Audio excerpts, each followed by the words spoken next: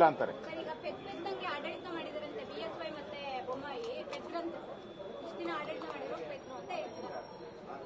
ದೇಶವನ್ನು 50 ವರ್ಷ ಲೂಟಿ ಹೊಡೆದ್ರಲ್ಲ, ಈ ಹಗರಣಗಳು ಮಾಡಿದ್ರಲ್ಲ, 2G 3G ಹಗರಣ, ರೈಲ್ವೆ ಹಗರಣಗಳು, ಹೆಲಿಕಾಪ್ಟರ್ ಹಗರಣ, ಕಲ್ಲಿದ್ದ ಹಗರಣ. ಇವರ ಏನಂತ ಹೇಳಿದ್ದು ಪೆದ್ರು, ಯಾರು ಪೆದ್ರು ಅಂದ್ರೆ ಲೂಟಿಕೋರರು ಅಂತ. ನಾವು ಸದ್ಯಕ್ಕೆ ಲೂಟಿಕೋರರಲ್ಲ, ನಾವೇನು ಅಲ್ಲಲ್ಲ, ನರೇಂದ್ರ ಮೋದಿ ಅಲ್ಲಲ್ಲ.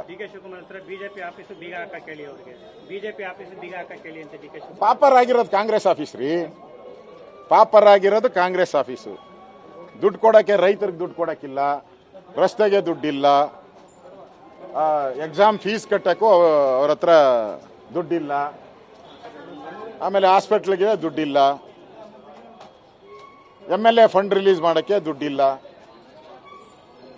ಎಲ್ಲ ದುಡ್ಡಿಲ್ದವ್ರು ಅವರು ಬೀಗ ಹಾಕಬೇಕ್ರಿ.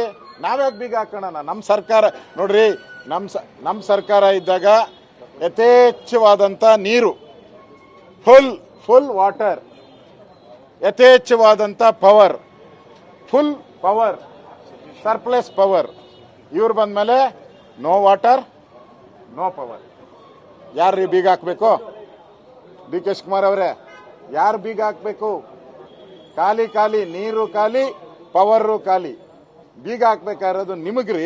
ನಾವಿದ್ದಾಗ ಸರ್ಪ್ಲಸ್ ಎಲ್ಲ ಎಕ್ಸಸ್ ಇತ್ತು, ಬೇರೆ ರಾಜ್ಯಗಳಿಗೆ ಪವರ್ ಕೊಡ್ತಾ ಇದ್ರಿ. ಈಗೇನಾಗಿದೆ? ಭಿಕ್ಷೆ ಬೇಡೋ ಸ್ಥಿತಿಗೆ ಬಂದಿದ್ದೀರ. ಬೇರೆ ರಾಜ್ಯಗಳ ಹತ್ರ ಪವರ್ಗೆ ಭಿಕ್ಷೆ ಬೇಡೋ ಸ್ಥಿತಿಗೆ ಬಂದಿದ್ದೀರಾ.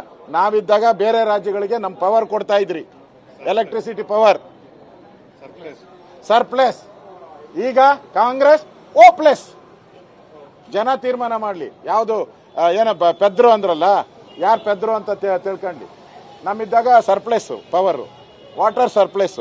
ಇವರಿದ್ದಾಗ ಓಪ್ಲೆಸ್, ಎಲ್ಲ ಓಪ್ಲೆಸ್. ಯಾರು ಪೆದ್ರಪ್ಪ?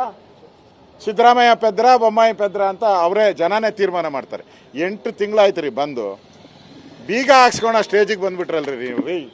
8 ತಿಂಗಳು ಸರ್ಕಾರ ಬಂದು ಖಜಾನೆ ಖಾಲಿ ಆಗಿದೆ ಅಂತ ಬೀಗ ಹಾಕ್ಸ್ಕೊಳೋ ಸ್ಟೇಜಿಗೆ ಬಂದಿದ್ದೀರಲ್ಲ.